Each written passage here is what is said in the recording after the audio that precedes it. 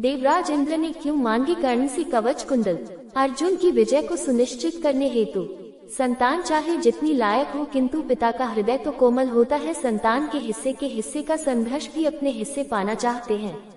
रही बात कर्ण की, तो भले ही वह पहले अर्जुन से पराजित हो चुका हो, किंतु हर युद्ध अलग होता है और हर युद्ध की रणनीति अलग होती है। जो युद्ध के दिन अच्छा लड़ेगा, प्रदर्शन करेगा, वह जीतेगा। युद्ध से पहले इंफॉर्मेशन वॉरफेयर और माइंड गेम्स खेले जाते हैं। जो मानसिक और शारीरिक रूप से मजबूत होगा वही जीतेगा। महाभारत को धर्म युद्ध कहना और स्वयं हाई मॉरल ग्राउंड क्लेम करना, यह इसी रणनीति का हिस्सा था। पांडवों ने युद्ध के अपने टारगेट पहले से फिक्स कर रखे थे। दुर्योधन, दुशासन, शकुनी मामा और कर्ण के रूप में। कर्ण को मानसिक रूप से कमजोर करने हेतु ही 3 चरणों में चाल चली गई।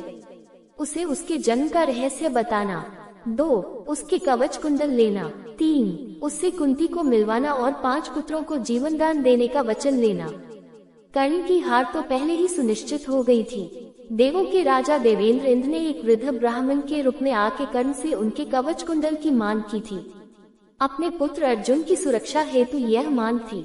भगवान सूर्यदेव, कर्ण के पिता, ने उन्हें इस बात से सूचित करके दान देने से मना किया था, परंतु परिणामों की जानकारी होते हुए भी कर्ण ने अपने दानवीरता को आंच न आए, इसलिए कवच कुंडल दान कर दिए और बदले में इंद्र से उनकी वास्तविक शक्ति मांग ली, जिसका उपयोग अर्जुन नहीं पर घटोत्कच पे करना पड़ा।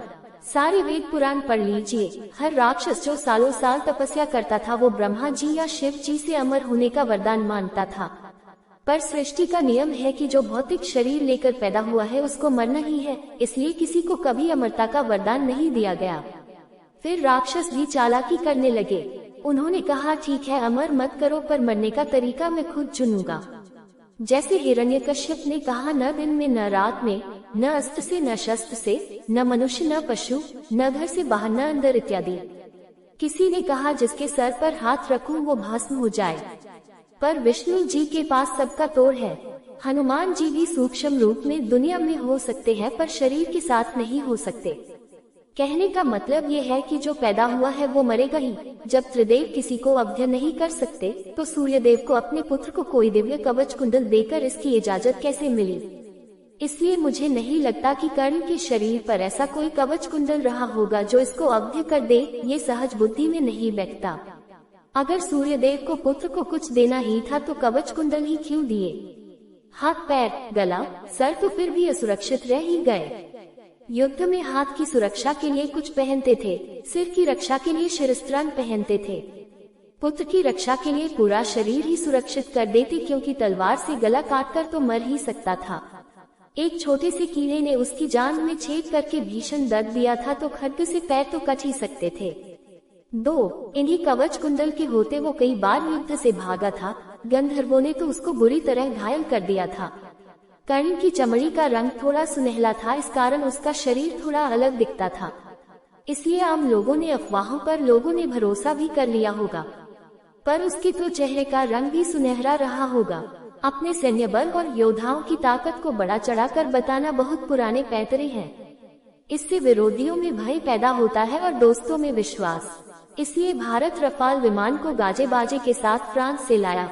पाकिस्तान के मंत्री भी डराने के लिए ही पाव किलो के परमाणु बम की बात करते हैं। सोचिए, एक आम नागरिक अगर सेना में भर्ती होना चाहता तो वो दिव्य कवच कुंडल वाले कर्ण की तरफ जाना चाहता या वनवासी पांडवों की तरफ। अफवाहें इसी फायदे के लिए उड़ाई जाती हैं। कवच कुंडल था ही नहीं तो युद्ध के पहले अफवाह उड़ा दी कि इंद्र ले गए। अब कोई पूछे कि दिखाओ, तो इंद्र के पास कौन देखने जाएगा? अब सवाल ये है कि एक अचूक शक्ति बाण कर्ण के पास थी, जो इंद्र के पास से कर्ण के पास आई थी। कहा जाता है कि कवच कुंडल के बदले ये मिली थी। अगर कर्ण ने कुछ दिया नहीं तो इंद्र अर्जुन के खिलाफ युद्ध में कर्ण को क्यों मदद करेगा?